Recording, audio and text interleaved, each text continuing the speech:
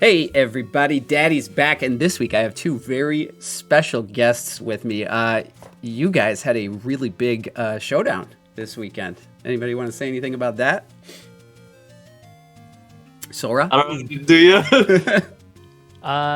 It was fine. It was fine. It was a nice 3-game set. What it's all about. It's not like it wasn't even close at all or anything. It was a close game. Yeah, I will say not it was a close game. It was. I wanted it to be close with the differential. I wanted it to be 2-0, but at the same time, part of me was like, for the content, I kind of wanted it to be 2-1 on either side. So I'm glad it was I'm glad it went back and forth because I think those are fun to watch. Yeah, TV adaptation and whatnot. Definitely a fun one to watch. But Goose, you kind of ran away with it in Game 3, huh? Revenant man, if you don't have an answer, he's gonna walk all over you with his 6 legs. And now you are locked into playoffs, correct? No, it all depends on how Slushy does for their next 2 matchups. Yeah, I forgot. I think from what I saw, I think like Steve and Braff were talking in Discord about it, but I think they need to win both of their remaining games and 2-0 at least one of them in order to knock me out. Okay, that's a tall order. So yeah, so it'll be tight, but we'll see. And I'm hoping. Sora, the blemish on your season now, you didn't get to go undefeated, man. Yeah, it's kind of sad, but at the same time, I feel less pressure now anyway. So it's like now it doesn't feel like it's a waste if I lose like my first playoff game because it's not like I tarnished the chance to go undefeated or anything like that. Yeah, so. 7-0 and to lose week 1 of playoffs. Yeah, that would suck. It happens. The playoffs it doesn't matter. You know what I mean? It doesn't matter what your record is going in. It depends on the matchup. It depends how you adjust. At BDSP season, I went in as the 1 seed, 6-1, and Poppin barely made it into the playoffs at 3-4, and he crushed me. So anything can happen. That guy's a menace. He is. In the best way. Yeah, and the worst way. All right, so let's take a look. This is the matchup this week. We did a really long team builder. Probably not going to include it this week. We'll see how it goes. So AC, as I talked about before, is a historically really strong player. I think AC has finished second in the league like 2 or 3 times. Hasn't won a championship yet, but really smart team builder. Really smart player, really good adjustments in game. So this is a tough matchup this week. Now, I already had the 1 seed locked in. AC is battling for a playoff spot, and I did not want to see AC in playoffs. So I did want to kind of try hard this week, go a little weird, but not too weird. So what stands out on AC's team for you guys? The speed tier for Naganadel is pretty frightening. If you have no way of either slowing it down or setting up Trick Room or whatnot to have some sort of speed control and outspeed it, Naganadel is basically going to have free reign, or like unless you have Scarf or something. But that mon is a huge offensive presence and can be it can snowball if you don't have a way to either remove it or slow it down to deal with it, just because Beast Boost is bonkers. So that's the first thing I notice. Sora, how about you? What stands out here? Yeah, it's kind of the same for me. Like the top 2 there, the Blacephalon and the Naganadel, right? The double Beast Boost, both already very strong, and they can just snowball a game right away, and they're very faster than almost everything. So they're pretty scary. There's also, always the Trick Room option here too, which, with some slower Pokemon here and there, maybe the Bouffalant can be a little spooky, but. Yeah, probably mostly just the top few would be the scary ones here. Yeah, it's a team that hits hard. Not super bulky, but not the frailest team in the world either. I think going into this matchup, we all kind of agreed that I definitely have an edge if we do go into Trick Room. Mm-hmm. So that's kind of what we leaned into this week. You can see AC's team also pretty weak to rock. So if we can go slow, and he's got a lot of ground and rock weaknesses, that can only mean one thing. Interesting. I wonder who has that type coverage. Your boy Rhydon is coming this week. That's right. Do you guys get any of the nickname references I've been using? Does anybody get this? You guys are old. Mighty Number 9 is like it's kind of like the original Mega Man games, correct? It's like that same basis, like side scrolling. Glover is from N64. Gex is also from N64. Bubsy 3D is a historically terrible game and memed upon, but still funny. Balan, I'm assuming, is Balan's Wonderland, which came out, I think that's the name of the game, a couple years ago. And then V, I'm actually not sure. That's the only one I'm not sure of. So these are all names of either games or characters. V for Vendetta, then the movie? No, from really, really disappointing video games. So V is the main character in Cyberpunk. Okay. So Okay. just whatever. Now everybody knows. Okay, cat's out of the bag. So anyways, we see Rhydon. Rhydon's a big focal point this week. Rock Slide and High Horsepower are hitting many things on the opposing team for a lot of damage. Mega Horn is there specifically for, I believe, the Rotom Mo. And then, of course, we got Glover back again, so setting Trick Room. Also, packing a nice punch here with Poltergeist and Ice Punch. Shadow Sneak to finish things off. Whether we get Trick Room set up or not, it's always nice to have that priority. Kind of the same thinking here with Dragonite. We can outspeed after a Choice Scarf Icy Wind with Dragonite. It's outspeeding everything. And then we have Aqua Jet and Extreme Speed, again, just to be able to go first no matter what. Dragonite is a big boy and it hits hard. So even though Aqua Jet, not the strongest move, into a few mons on AC's team like Blacephalon, it's doing a lot of damage. Same with Extreme Speed. So Dragonite, just a heavy hitter. We got the white herb there to block Intimidate or any speed drops coming up from AC's side. Somebody else want to talk about Glycopod? This is a really interesting, unique set. Yeah, I think one of the things we noticed when we were building a team was Bug on AC's team actually doesn't have, it's not a net resistance overall on the team. So as you can see, like it hits pretty hard throughout, and there's only 3 actual resistances for Bug on the team, which is, I would say, fairly uncommon in a unique circumstance. But that just means that Glycopod can kind of just go in with its stab first impression. That's going to hit like a truck. So it can come in, Assault Vest, tank a hit if it needs to. In theory, not necessarily activate emergency exit immediately, but generally if it's on the field, it at least gets the get first impression off before it zips out of there. And at the same time, like Stab Leech Life is fantastic for HP recovery, and then Drill Run Aqua Jet are just for coverage moves. And then, Glycopod is a slow mon, so you don't really need to invest in speed if you're going Trick Room strats. And then also the HP and attack are just like, you want to max that out just to deal as much damage as possible. So I think this mon is really strong this week, and I'm hoping to see it take a bunch of KOs. Yeah, super bulky, super strong, and then of course the priority, which again, whether we get Trick Room set up or not, it's always good to have those. Aqua Jet doing a lot of damage to Blacephalon. It was not a one-shot, but it was very close. So throw that on there. Sora, do you want to introduce our pride and joy this week, the Sigilyph? The Sigilyph, yeah. So pretty cool set here. It's running Choice Scarf, but it also has Trick Room in the Icy Wind, so it has 2 different ways to control speed. And I think that the idea here was that, you might reveal the Scarf game 1, for example, by pressing Icy Wind and outspeeding everything, and then they might assume, hey, he probably doesn't have Trick Room if he's running Choice Scarf Icy Wind. And then you just get him with Trick Room next game, and they don't see it coming, right? Big surprise. Yeah. So, Choice Scarf Trick Room is the future of VGC. So you saw it here first. Tinted Lens, just so that we can hit everything with decent damage. Because Sigilyph, not the highest special attack stat, but it's definitely no slouch. So if that comes out in the back, it could definitely finish a few things off there with the Psychic, Dark Pulse, and even Icy Wind doing some decent damage into a couple mons on AC's team. And then last but not least, we have the Sylveon. I decided to go Throat Spray. The tried and true, the classic. I think we had choice specs on there. I can tell you what we had. Yeah, it was choice specs originally. Yeah, and I just got a little worried because I felt like I didn't have enough protect on this team. Fair. So I felt totally fair. Yeah, just in case AC has some tech to stop the Trick Room, I want to be able to protect myself occasionally if I need to. Shadow Ball for any ghost coverage we might need, but generally you're clicking Hyper Voice with this Pokemon. Surprise, surprise. Mystical Fire was on there for the special attack drops, which could come in handy.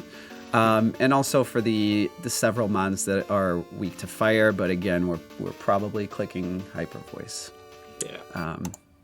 You guys got anything else to say about this team, this matchup? No, I think it's gonna be fun to watch. I think this is a pretty exciting match. just like lineup, looking at the teams. So I'm excited to see what actually happens. Yeah, I was definitely excited to play AC. Like I said, great coach, really cool guy too, great team builder. So I had nothing to lose this week. AC needed to win to get into playoffs. So let's jump into it. Any surprises on the opposing team? I don't think I was actually expecting the Luxray to be here, if I'm being honest. The other 5 Mons don't surprise me, but Luxray being here is kind of surprising to me. I feel like if you're going to bring an electric type, it would have been Rhydon, but that's just me, I guess. Maybe he knows something that I don't.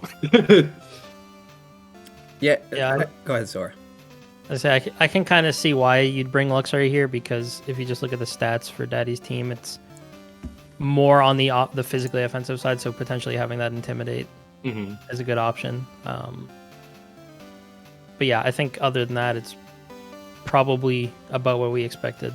Yeah, it's pretty much what we talked about, and I agree. I mean, when you see an overall attack stat of 93, you might be tempted to bring Intimidate. So definitely have a few special attackers on this team, but I probably would have brought the Luxray if I were AC as well. No Rhydon Mow, maybe a little surprising, but Yeah, I feel like that mon is just hard to deal with based on its typing and the moves it gets access to, and the fact that it has pretty solid defenses outside of HP. I don't know. I feel like Rhydon in most cases is a solid bring into most teams. So I usually just automatically expect it to make an appearance. But I do agree. I think Intimidate's actually really good into your team.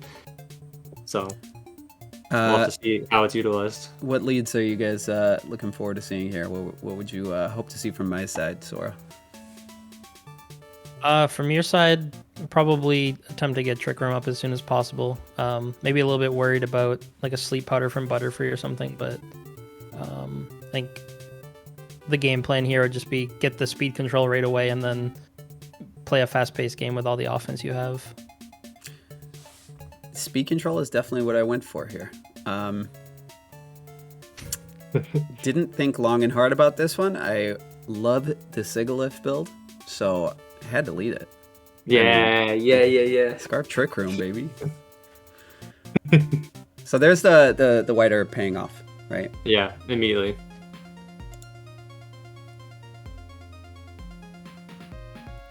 Ooh, the speed, okay.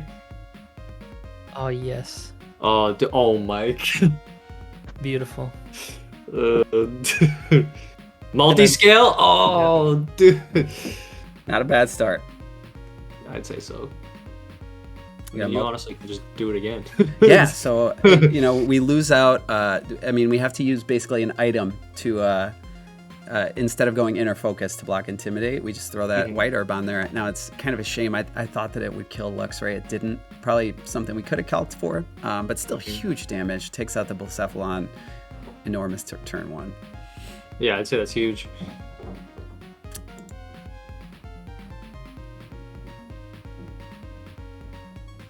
No fake out coming from Mr. Mime is interesting. Wants its own speed control, that makes sense. Yeah, no fake out. I was kind of expecting a fake out into the Dragonite. Yeah, so that's especially knowing, because they know it's not Inner Focus now because of you had White Herb. Right. Otherwise it would have been blocked. Oh, dude, look at that Assault Vest. And the Vault Switch. The Vault Switch maybe was predicting the switch, right? Because I don't think that's killing Dragonite. Well, I guess with Icy Wind it is, right? So. Yeah. So nice play by AC to preserve that Intimidate. Yeah, this is a scary position. They're faster now, and then they can just hit and attack with Naganadel. Yeah. But we do have one particular move on Golisopod. You got a little bit of priority up in there. That's true.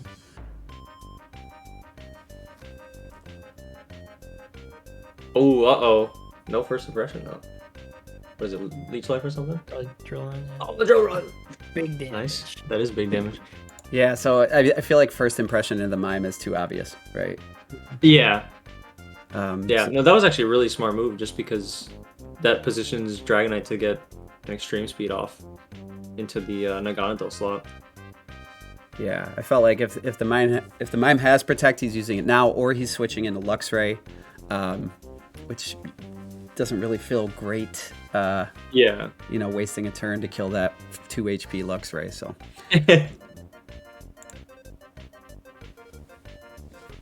Dragonite comes in. The switch in, yeah. Protect, yeah, that makes sense, I guess. Probably anticipating exactly that. But you do still take the KO on Luxray, so... And you have numbers advantage at this point. Here comes Mime now. He has not revealed Fake Out yet.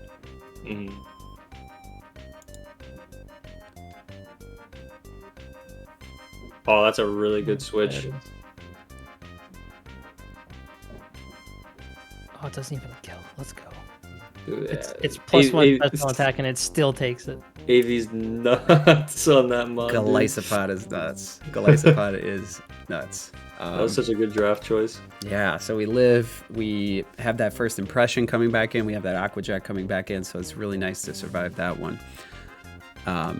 We have revealed the extreme speed, so he knows that's a possibility. Rhydon looking pretty good in this position, though.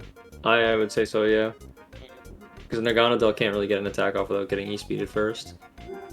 And then even though, Rhydon's weak to ice. Oh, you went for the read, too. Good read, yeah. Ooh. Ignoring the Rhydon here. Interesting.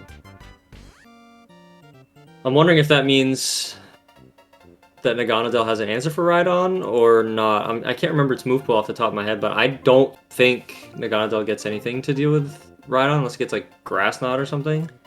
But I'm not entirely sure. I know it gets like Thunderbolt and like Flamethrower, but that's not really gonna do a lot. And it resists Sludge Bomb. Super. So maybe just Dragon move, I guess, to hit it. Yeah, I think AC was kind of throwing out a prayer there, hoping that I would attack into the Protect. That it was basically his only out, right? Yeah. That was first impression. Wow. Wow, look at that. Expertly played. So, thoughts on game one? Yeah, it kind of went like exactly as planned. Like get the speed control, the Scarf, Icy Wind, and then just press Earthquake. And then just snowball from there pretty much. No Blacephalon right away. Kind of sucked to not get the knockout on Luxray, but it was massive damage. Yeah, and even the items on your team were all extremely functional and helpful into them. I mean, maybe like Eviolite and Rhydon's always good, but which didn't really come into too much play. But like Assault Vest on Golisopod was insane in this game, and then the White Herb immediately proved itself useful turn one. So I don't know. I feel like the item choices, the movesets, your ability to recognize kind of what AC was going to go for. Because like I probably would have attacked into that Protect, but I'm me and you're you, so you thought better. So I think on top of everything, the way that the team was built, I mean your ability to recognize like situationally where the Protects were going to come in and what possible switches there were going to be. I think that gave you a pretty strong lead into this first game. So yeah, there was I can only imagine.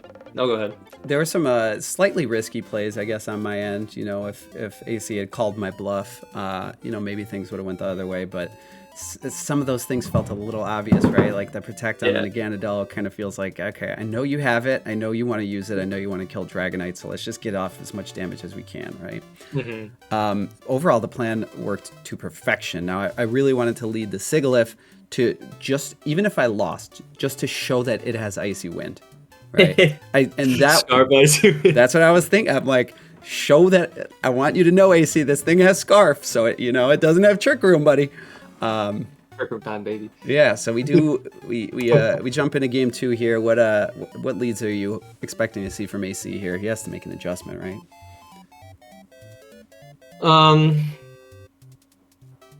Scarf Icy Wind is, I think, a problem for the entire team. You could lead Bisharp for if it's running Defiant to try and get a boost, or run it in back to switch it in if you see Sigilyph lead again. But I don't know. Like I think like Butterfree's not a bad adjustment, but at the same time, like it really doesn't want to be in front of Sigilyph pressing Icy Wind, which is I'm assuming what he's thinking. But I think Mr. Mime's also a good lead just for immediate fake out support, so you can't get that Scarf Icy Wind off, from his perspective. So I think maybe Mime I don't know. Mime Bisharp or Mime Naganadel are probably the two that I would think could lead, just to put on immediate pressure, so you can't really get set up. What do you think, Sora? Anything different? No, pretty much the same. I think the Dragonite said in hindsight's like genius, right? Because he could have just gone Naganadel Mime, and if you were inner focus and then have multi-scale, he could just fake out Sigilyph and then go for like Draco Meteor or something on Dragonite, but that's not going to work because you won't die to it. So yeah, he's in a pretty rough spot here, I think. So maybe he'll go for something off the wall, something desperate. Yeah, even Bisharp, whatever, in the back. Whatever. Yeah, who cares? Even putting that in the back, you don't want that to come in and eat an Earthquake, right? So yeah, exactly. It gets Icy Wind. Okay, cool. You get your little attack boost. Are you living that Earthquake? And if you are, how much health are you going to have left, right? We saw what it did to Luxray after Intimidate. So, yeah, so let's jump into it here. So yeah, I think he's forced to fake it out here. He can't allow it to happen again. Yeah, okay. And then, of course, you switch up the lead. Oh, I shouldn't have showed that part. Yeah, I decided to go for the hard Trick Room here because I did think that Mime was coming in the lead this time. So I figured, hey, you can't fake out the Dusknoir, right? Yeah, that's really smart. So Aqua Jet, we brought it for this little clown guy right here. So of course I'm clicking that. Big damage. That is massive damage. I went for Substitute. Oh no. Freeze Dry, not even dealing half. Just a little tickle. That's insane, man. Substitute caught me off guard. I was a little surprised by that one. Yeah, that would have been scary if it did get it up. But it didn't. Yeah, fortunately for you, you clicked Aqua Jet into that slot. Yeah, now it's kind of just like over. Trick Room's up. Yeah, what do you do now? Not a lot of outs. Yeah, you have to. He has to. Yeah, I was gonna say swapping out might be his only bet. Yeah, protect that. Maybe swap that out next turn to try and preserve some sort of fake out or something to slow down the Trick Room turns. Does reveal protect though. That's interesting. We didn't see that game one.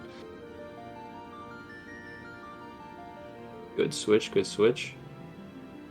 Oh wow! I actually didn't think it would eat that. What the heck? I couldn't believe that it lived. Only 13? Yeah. That's insane. Oh, is it quad resisted? Does bug resist or ghost resist bug? I don't remember. I think it does. That's 1/4. Yeah. It is really. Yeah. Okay. Okay. Well, that explains. I was like, I don't know. I feel like if it was not very effective, just like half damage, I was still shocked that didn't kill. Yeah. How does quad affected? Maybe. Why does bug get screwed so hard? It's not right. It's a tragedy. It is. All right. Well, let's continue here. Get the mime switch. Okay, yeah. So yeah, I was the swap back in. I was expecting that because fake out's really good pressure to try and slow down the Trick Room turns. That makes a lot of sense. Oh my god. Rhydon is a monster. Rhydon's busted. Broken mod. Yeah. Too good. Yeah, somebody said that Rock Slide was a support move this season. I gotta disagree with that. Gotta disagree. Oh, it still kills, yeah, for sure. Coming off that guy, for sure. Yeah, so we get the Ganadel switch, get Dusknoir back in. I'm going for another Trick Room, baby. That's right. The Rock Slide. No miss. Beautiful. Yeah, AC needed the double protect there to have a chance, but even then, it's a tall order. Yeah. Man, yeah, I think at this point, Rhydon kind of just goes in. That's a lot of damage from Throat Chop, though. There's a sash, yeah, and then you can just Rock Slide away if you want to. Yeah, we get Trick Room up, and it's a GG. Yeah, wow. That was phenomenally played.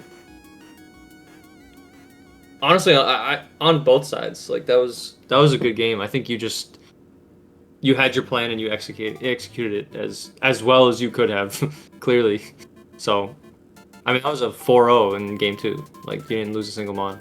Yeah, game 1 felt much more back and forth, and it felt like I had to make some pretty big calls, And if I didn't, or if AC called my bluff on some of those, they could have gone either way. But game 2, once that Trick Room gets set up, AC had nothing to deal with it, you know?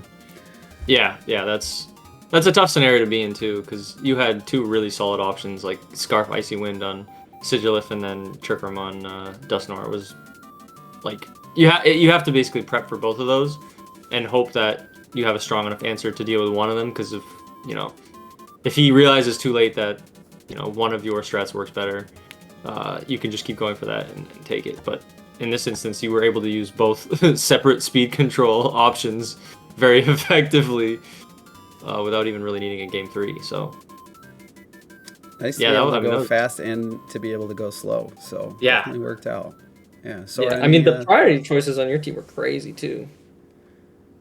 Priority's always good, right? Yeah. Doesn't matter how fast you are. Exactly. Sora, any closing thoughts here? I thought, it was really well played. The weaknesses that AC's team had, especially the ground weakness, like he didn't bring the Rotom and he didn't use the Butterfree, so had no switch-ins to any of those ground moves that were coming out. So yeah, this was like a dream matchup for Rhydon. It was, right? Yeah, Rhydon looked perfect into everything AC brought, really. Yeah. I mean, it has coverage for literally everything on AC's squad. Yeah. All 6 months for sure. And Rhydon definitely performed. So Rhydon's been really good for both you and I, Goose, this season. Good Very true. Right? Very true. Yeah, it's been as long as you don't have like an opponent with a special mod or something, you can really deal with it. So yeah, okay, true. Yeah, you can't just bring it, right? It has to be in the right, under the right conditions. Certain matchups, if you get it going under Trick Room. Yeah, but shouts out to AC. AC really brought the heat in game 1. I know AC needed to win to get into playoffs, so I'm sad that AC didn't get to make it, but at the same time, I'm very happy that AC didn't make it, because I did not want to play against AC in playoffs. Don't want to give him space to start that train going, Absolutely. So, any last words, you guys, before we sign out here? Honestly, just thanks for having us on. It's always a pleasure. I love talking to you guys. And I know I probably say this at the end of like any video or anytime we talk to each other, but the crew's great. You guys are awesome. So anytime you want somebody to pop on and talk about some mods or something or whatever, or even just chill, I'm happy to be here, and you guys are fantastic, and you guys have built one hell of a community. So thanks for having me. Yeah, of course, man. Thank you for joining me, Sora. Yeah, thanks for having me on. I didn't really do anything with anybody like all season. I kind of kept mostly to myself, so this was a cool way to get a perspective on how other people are planning and playing, and hopefully I can use it to help myself a little bit, because it's about to get really spooky in a couple weeks. That's right. All the real games start now, so yeah, this was fun. Thanks for having me. I hope I get, I do more of this stuff in the future, because it's fun. So yeah, for sure. Yeah, man. we'd love to see that. I love collabs. So it's cool to talk to people, make friends all over the world playing this stupid game that we like for some reason. So yeah, it was nice hanging out with you guys. It was nice building this team. Obviously, it worked out to perfection. We learned that Scarf Trick Room is the future. And we're all looking forward to playoffs. Goose, hopefully you make it in there. Thanks. I would love to be able to join you guys. We'll see. Yeah, join the elite. But even if I don't, good luck to you both. Yeah, thanks. I can't wait to see your matches. All right, don't forget to subscribe to my friends Sora and Goose that you see above me. You know the drill. All right, you gotta everyone sub to Daddy, okay? Yeah, that too. I gotta pay the bills. I got a baby, you guys. Come on. True. All right, I'll see everybody in playoffs. Thank you.